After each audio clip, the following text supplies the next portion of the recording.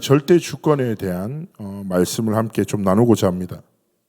제가 수요일 때도 좀 말씀드렸는데 이번에 미국 가서 이렇게 이제 현장에 대한 이야기를 듣다가 23년도에 참 많은 이제 여러 가지 문제가 있겠지만 이제 교통사고로 한 4만 명이 이렇게 목숨을 잃고 미국에, 그리고 총기 사고로 한 5만 명,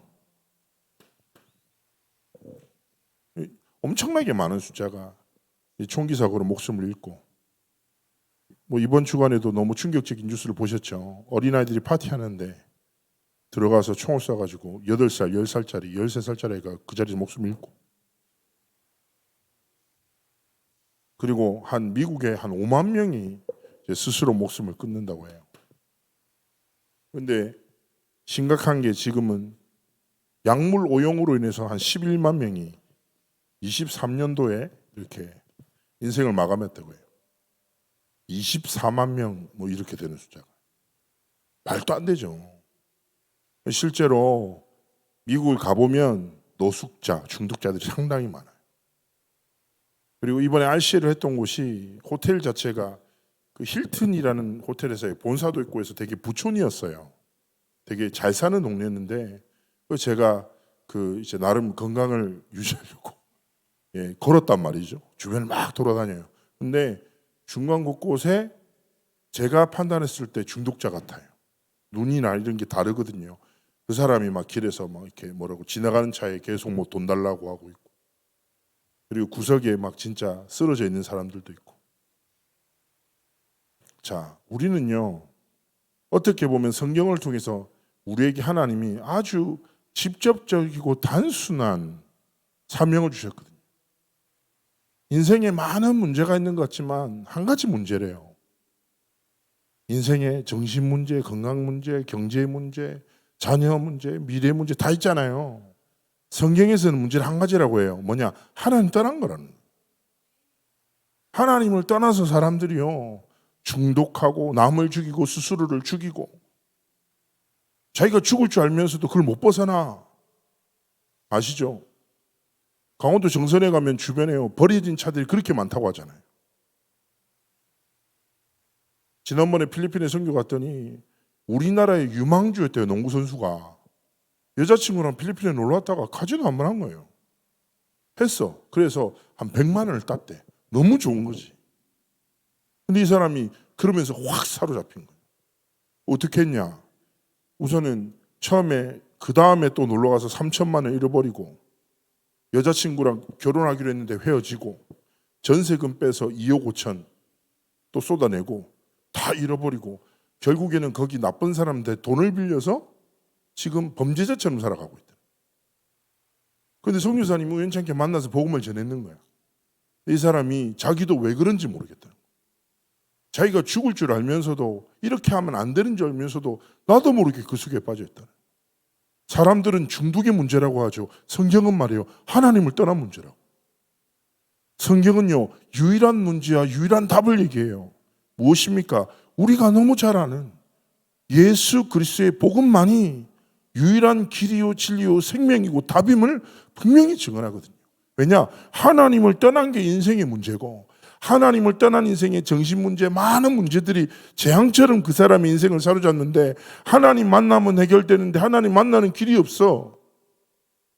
하나님 만나는 길은 한 가지밖에 없단 말이라. 그 길이 뭐예요? 하나님께서 여신 길이죠. 새롭고 산 길 되신 예수 그리스도잖아요. 자, 우리가 잘 아는 복음이라. 그러나 중요한 것은 무엇입니까? 우리의 삶의 여정 속에 일어나는 많은 문제 앞에서도 우리는 무엇을 문제로 삼고 무엇을 답으로 붙잡냐, 이 차이라는 말이죠.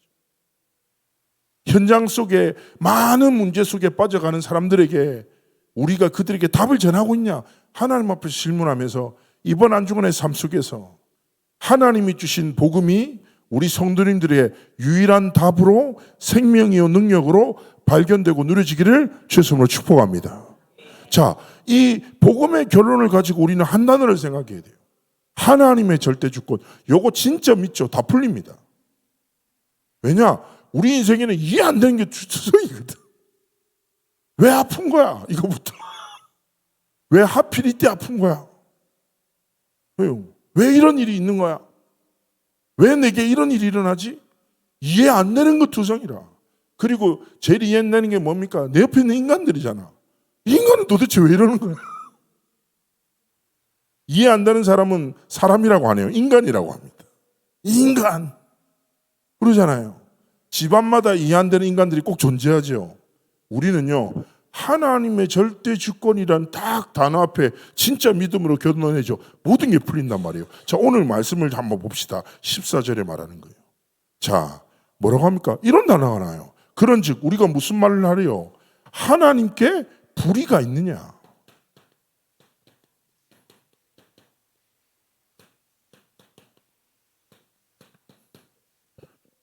근데 이 앞서 13절에 뭔 얘기를 하냐? 다른 얘기가 있어요. 먼저 뭐냐? 하나님이 야곱은 사랑하시고 에서는 미워했다. 이거 자체가 하나님 변론 아니냐? 불의가 있으신 거 아니냐? 왜 차별하냐? 라고 말하는 거예요. 바울이 여기서 답을 하는 거죠. 바울은 단호하게 얘기해요. 그럴 수 없다. 왜냐? 하나님의 주권적인 선택이 인간의 기준으로 볼 때 불공평해 보일 수 있죠. 그러나 하나님은 본질 자체가 의로우신 분이기 때문에, 그렇죠? 그 자체가 의로우시기 때문에 불의가 있을 수 없다. 그래서 기억해야 돼요. 모든 인간은 죄 아래 있기 때문에 사실상 심판받아야 돼요. 그래서 인간의 구원과 심판의 문제는 인간의 행위와 자격에 있는 것이 아니다. 그러면서 바울이 오늘 본문에서 뭘 얘기합니까? 하나님의 절대 주권을 얘기해요. 그 가운데 뭡니까? 긍휼이라는 단어가 나오죠. 자, 15절 보세요. 모세에게 이르시되 내가 긍휼히 여길 자를 긍휼히 여기고 불쌍히 여길 자를 불쌍히 여기려 하셨으니, 이거는 출애굽기 34장 19절에 인용한 거죠.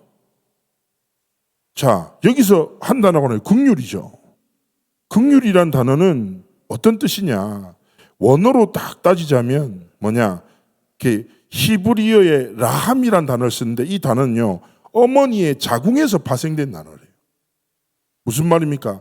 어머니가 자녀에게 가지는 뜨겁고 애틋한 그런 불붙는 사랑을 말하는 거죠. 그래서 긍휼이란 것은, 성경에서 말하는 긍휼은 그냥 불쌍히 여기는 것이 아니라 깊고 완전한 사랑에 기반한, 하나님이 뭐요? 우리를 사랑하셔서 긍휼히 여기신다. 이렇게 말하는 거죠. 그래서 15절에 뭐랍니까? 그러면서 16절에 이렇게 하게, 16절에 뭐라고 하죠? 그런즉 원하는 자로 말미암음도 아니고 다른 복지를 자로 말미암음도 아니다. 오직 긍휼히 여기시는 하나님으로 말미암다라고 말하는 거죠. 이게 무슨 말입니까? 우리의 구원과 우리의 주시는 하나님의 은혜는 우리가 원하는 노력과 뛰어난 행위에 의해서 맺어지는 게 아니다. 아무 자격도 없는 우리 인생에 베푸시는 하나님의 긍휼하신 순수한 은혜로 말미암습니다. 그래서 우리가 구원받은 것은 우리가 약하기 때문이거나 우리가 무언가를 했기 때문이 아니라 전적인 하나님의 은혜, 긍휼하심으로 인해 하나님이 우리를 구원하시는 것이다 라고 말하는 것입니다. 그러면서 세 번째 나와요.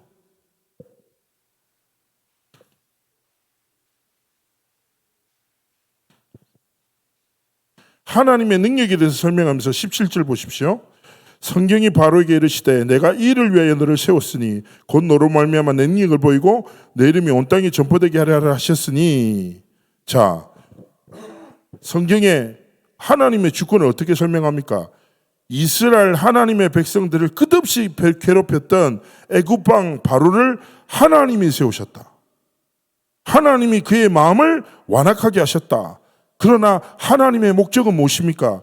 하나님의 능력과 권능을 드러내시기 위해서, 하나님의 이름과 하나님의 백성에 대한 능력을 증거하기 위해서 하나님은 세계 복음화를 위하여 바로를 세우시고 그의 마음을 완악하게 하셨다.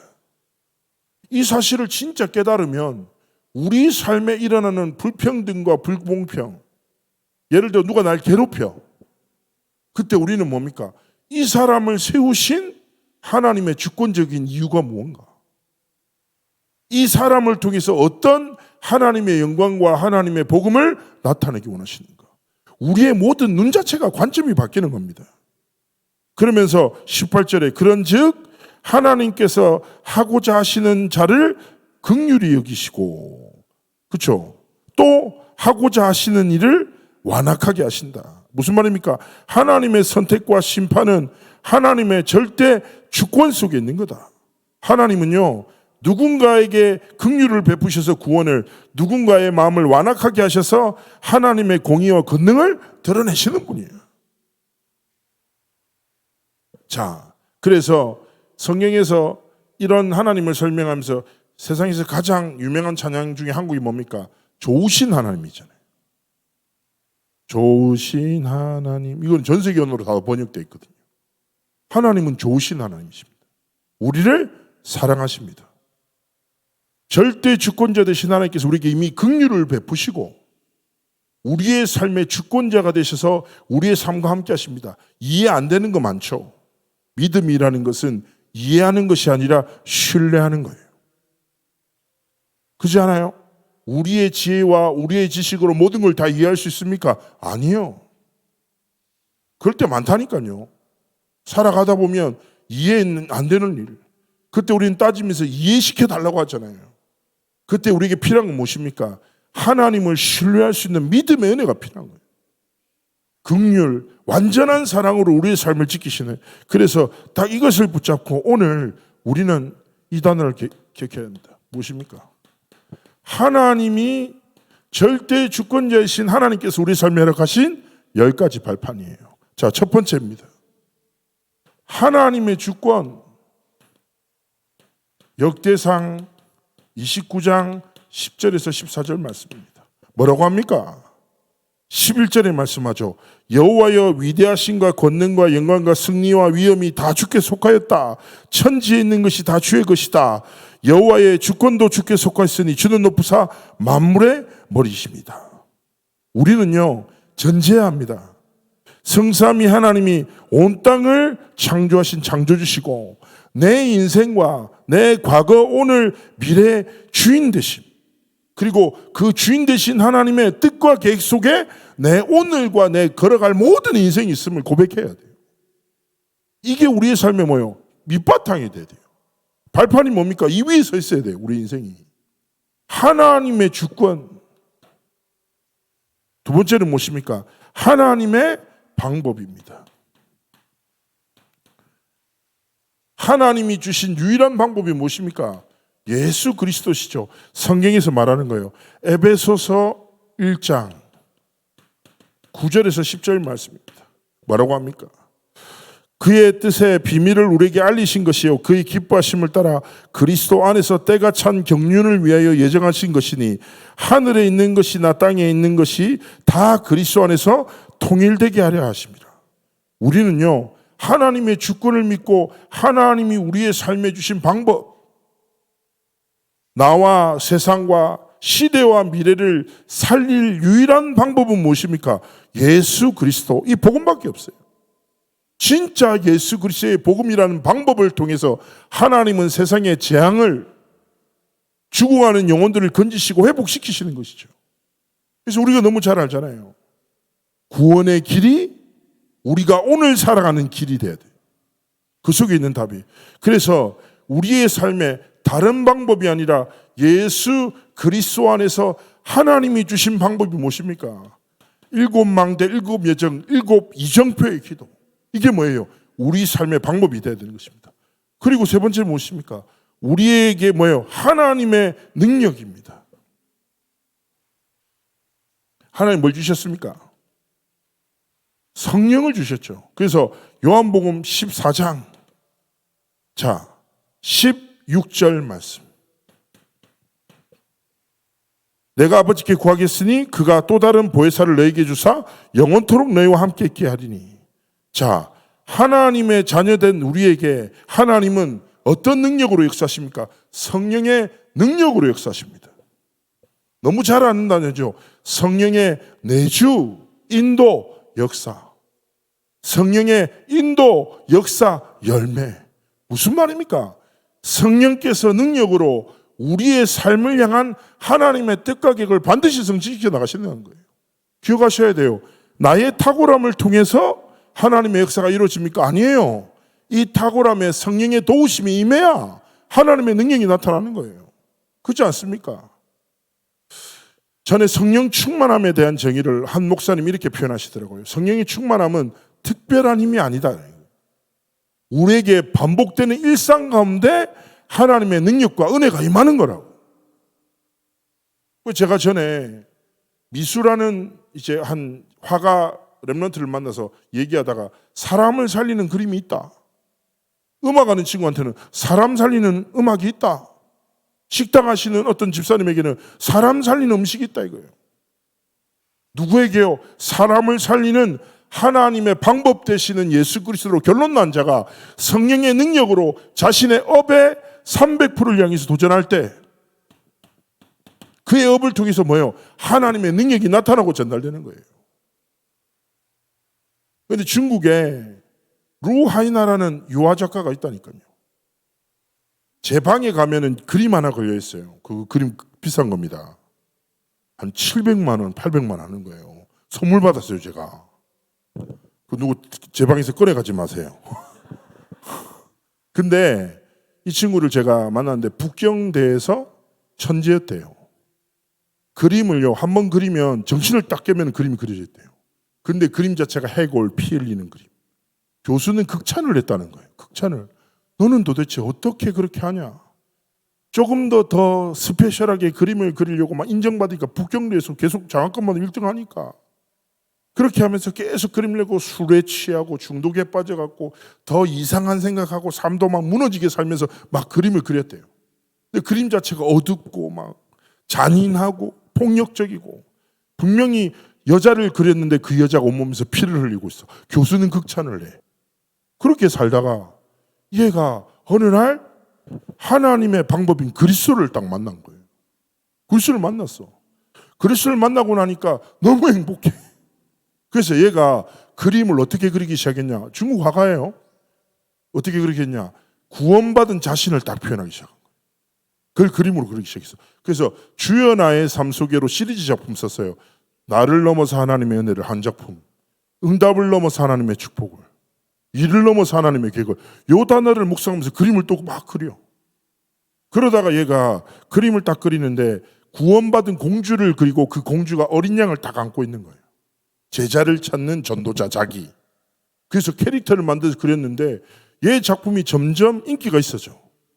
그래서 베이징 789라고 아티스트를 전한 이렇게 막 후원하는 아시아에서 큰 현대 뭐 그런 마켓에서도 굉장히 인정받는 애인데요. 근데요, 한 번씩 작품을 사간 사람이 이렇게 얘기한다는 거예요. 나는 이상하게 네 그림만 보면 마음이 편안하다. 불안 속에서. 이 그림에는 어떤 비밀이 있냐? 그러니까 복음 전하고. 이 친구가 그 안에서 자기처럼 시달리던 화가들에게 다 복음 전하고. 그러다가 한 날은 중국에 사역을 갔다가 걔 작업실에 초대를 받았어요. 작업실에 초대를 받았는데 저한테 질문하는 거예요. 목사님, 내가 진짜 너무 궁금한 게 힘든 게 있다는 거예요. 예수 믿기 전에는 몇 시간씩 정신 나가서 그림 그렸는데 예수 믿고 나니까 정신이 너무 멀쩡해가지고 너무 몰입이 안 된다는 거예요. 이걸 어떻게 하면 좋겠냐. 그래서 내가 얘기했죠. 그전에는 마귀의 종이었고 이제 하나님 자녀다.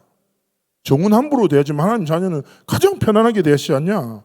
복음 누리는 행복 속에서 믿음으로 고백하듯이 작품이 뭐냐? 하나님의 능력을 전하는 예배가 되게 해라. 내가 그 포럼 속에서 답을 얻었는지 나한테 딱 이렇게 하거든. 이 그림 중에 마음에 드는 거 하나 골라가라는 거예요. 아, 진짜 마음에 드는 거 있었거든요. 진짜 큰 거. 이건 이미 팔렸대. 손대지 말래 나보고. 그러더니 그 다음에 큰 거 제가 이거 달라고 했더니 보는 안목이 있다면서 저한테 선물로 딱 주고. 어떤 그림인지 궁금하면 제 방에서 구경하시기를 축복합니다. 근데 중요한 건 뭐예요? 이게 우리의 삶의 능력이 돼야 돼. 내 업에 내게 가장 반복되는 일에 성령의 능력이 나타나고 증거되기를 원하시는 거예요. 왜 그렇습니까? 사람 살려야 되니까. 그러면서 하나님이 주셨습니다. 뭘 주셨습니까? 말씀을 주신 거예요. 이 말씀이 무엇입니까? 우리의 삶의 기준이에요. 디모데후서 3장 16절 17절 말씀에 뭐라고 합니까? 잘 아시죠? 모든 성경은 하나님의 감동으로 된 것이다. 교훈과 책망과 바르게 함과 의로 교육하기에 유익하니 17절 말씀을 꼭 기억하셔야 돼요. 이는 하나님의 사람으로 온전하게 하며 말씀 안에 있으면요 우리가 온전해진대요. 그 다음에 뭐라고 합니까? 모든 선한 일을 행할 능력을 갖추게 하려 함이라. 하나님의 말씀 속에 있으면 하나님이 우리를 온전케 하시고 하나님이 맡기신 선을 행할 능력을 공급하신다는 거예요. 그래서 뭡니까? 우리는 이 발판 위에 서야 돼요. 우리가 오전에 중일제 기도회 때 얘기했잖아요. 사람의 지혜를 믿지 말고 하나님의 능력을 믿어야 된다. 하나님의 능력이 무엇입니까? 성령이다. 하나님의 방법이 뭐다? 예수 그리스도다. 이 모든 비밀이 말씀 속에 하나님이 감추어 두신 거죠. 이거 붙잡고 다섯 번째 기억해야 합니다. 내가 누구냐? 하나님의 성전이야.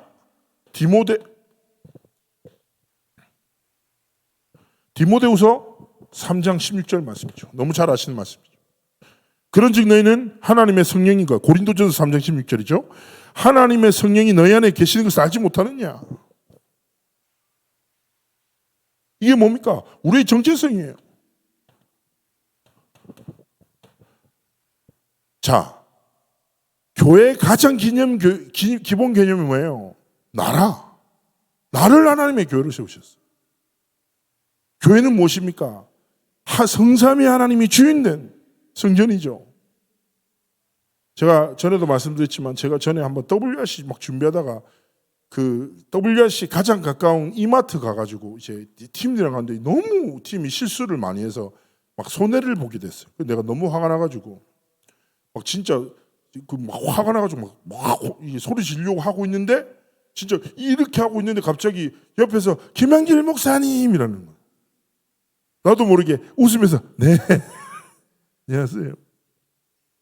그때 제가요 엄청난 분노, 엄청난 이제 막 사람을 정죄하려고 마음먹었었는데 제 정체성을 듣는 순간에 모든 내 삶을 자루도 진짜 파도같이 어둠이 떠나가는.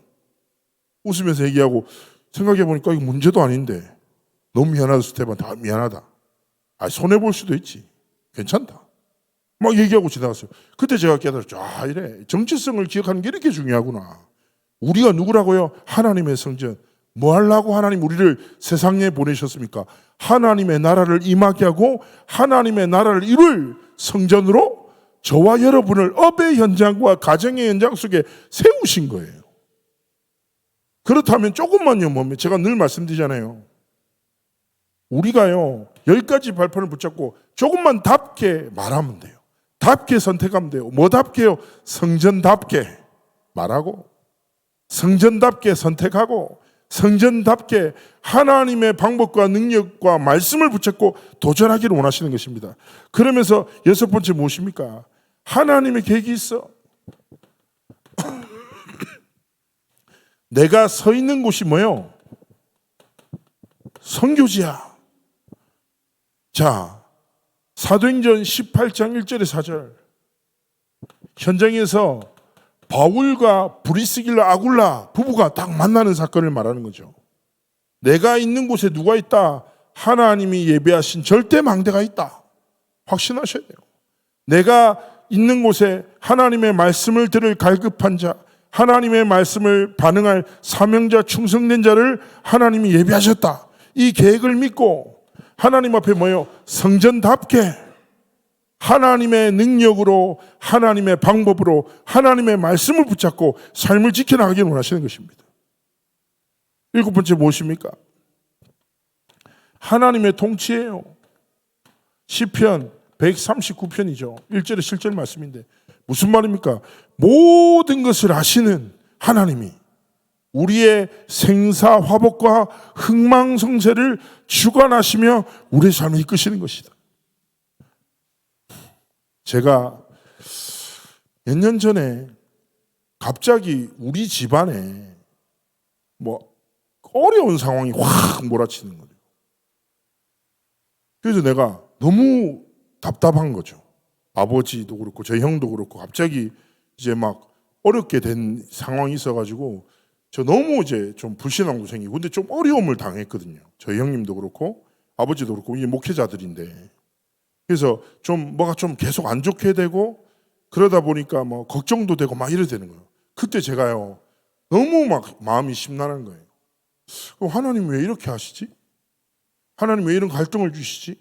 왜 이런 위기를 주시지? 어떻게 해야 되지라는 생각이 드는데 어떻게 해야 될지 방법도 모르겠는 거예요. 그래가지고 아무한테도 말 안 하고 사역하고 웃으면서 돌아다녔지만 내 속에는 불신앙, 약간의 섞인 원망들이 가득했어요.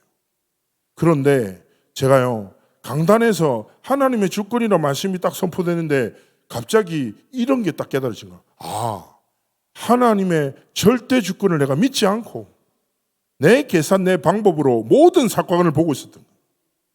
내 속에 나도 모르게 불신앙이 있었던 거죠. 그래서 제가요 그때 딱 예배드리면서 하나님의 절대 주권을 신뢰하는 딱 믿음을 붙잡고 믿음으로 결단했거든요. 고백했어요. 하나님, 하나님의 절대 주권 속에 모든 것이 있는데 하나님은 좋으신 아버지 되십니다. 선하신 목자 되십니다. 가장 좋은 것을 예배하시고 하나님이 원하시는 길로 인도하실 줄 믿습니다. 근데요, 그걸 딱 깨닫는 순간 하나님이 제 눈을 딱 여시면서 하나님이 원하시는 게 뭔지 딱 깨닫게 하시는 거죠. 그러면서 그 모든 위기가 어려움들이 응답으로 딱 변화되는 거죠. 마찬가지입니다.